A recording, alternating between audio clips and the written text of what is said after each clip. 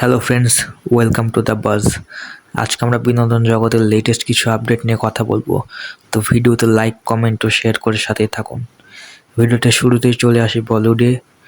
Bollywood legendary star Shahrukh Khan তার upcoming movie king 2025 সালের ঈদে রিলিজ করার প্ল্যান করছেন। অ্যাকর্ডিং টু স্ট্রং রুমার, কিং 2025 সালে ঈদে রিলিজ করতে পারে।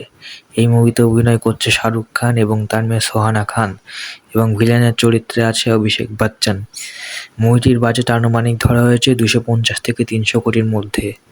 মুভিটির অ্যাকশন কোরিওগ্রাফি করবেন সিদ্ধার্থ আনন্দ, যিনি এর আগে ওয়ার এবং পাঠান ডাইরেক্ট করেছেন। শাহরুখ খান ফারহান আখতারের ডন 3 রিজেক্ট করার পর ফ্যান্সরা খুবই এক্সাইটেড শাহরুখ খানকে ডনের চরিত্রে দেখতে, এবং এই কিং মুভিতে শাহরুখ খান ডনের চরিত্রে অভিনয় করবেন। ছবিটি যদি অ্যাকশন এবং কাহিনী ওয়াইজ ফ্যান্সদের এক্সপেকটেশনে নামতে পারে, তাহলে শাহরুখ খান ভারতের প্রথম তারকা হবে যিনি হ্যাট্রিকে 1000 কোটির মুভি ডেলিভার করবেন। পরবর্তী আপডেট হলো তেলুগু ইন্ডাস্ট্রি থেকে।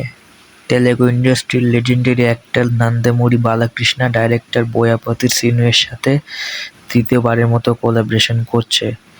তাদের লাস্ট 3টি মুভি আখান্ডা, লেজেন্ড ও সিমহা বক্স অফিসে ম্যাসিভ হিট হয়, এবং অনেক বিশ্লেষক ও ট্রেড অ্যানালিস্টরা মনে করছে এটি আখান্ডা সিকুয়েল, এবং এই প্রজেক্ট নিয়ে বোয়াপতি আরও বড় বাজেট নিয়ে নামতে চাচ্ছে। প্রডিউসার্সদের সাথে তাদের কথাবার্তা চলছে। সব ঠিকঠাক থাকলে নন্দমুরি বালাকৃষ্ণ তার 109তম ছবির শুটিং শেষে এই প্রজেক্ট ধরবেন। বর্তমানে নন্দমুরি বালাকৃষ্ণ ডাইরেক্টর ববি কোহলির সাথে তার 109তম ছবির শুটিং করছে, যিনি এর আগে ওয়াল্টের বিরাইয়া নামের ছবি ডেলিভার করেছে চিরঞ্জীবীর সাথে। 109তম ছবি শেষ করার পর নন্দমুরি বালাকৃষ্ণ বোয়াপতি শ্রীনুর সাথে আবার কোলাবোরেশনে নামবেন। শুটিং খুব শীঘ্রই শুরু হবে। ছবির সম্ভাব্য রিলিজ 2025 সাল। নেক্সট আপডেট হলো বলিউড থেকে। এই দিওয়ালিতেও বলিউডে বড় মাপের একটা ক্ল্যাশ দেখা যেতে পারে।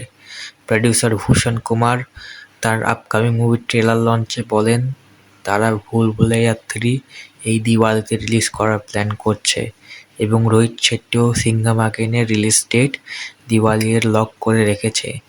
এই ক্ল্যাশ হলে দুটির মধ্যে কোনো একটি মুভির বক্স অফিস কালেকশনে যথেষ্ট ইম্প্যাক্ট ফেলতে পারে, কারণ দুটি মুভি কাল্ট মুভি এবং দুটি মুভিরই নিজস্ব মাস অডিয়েন্সে ফ্যান ফলোয়িং আছে।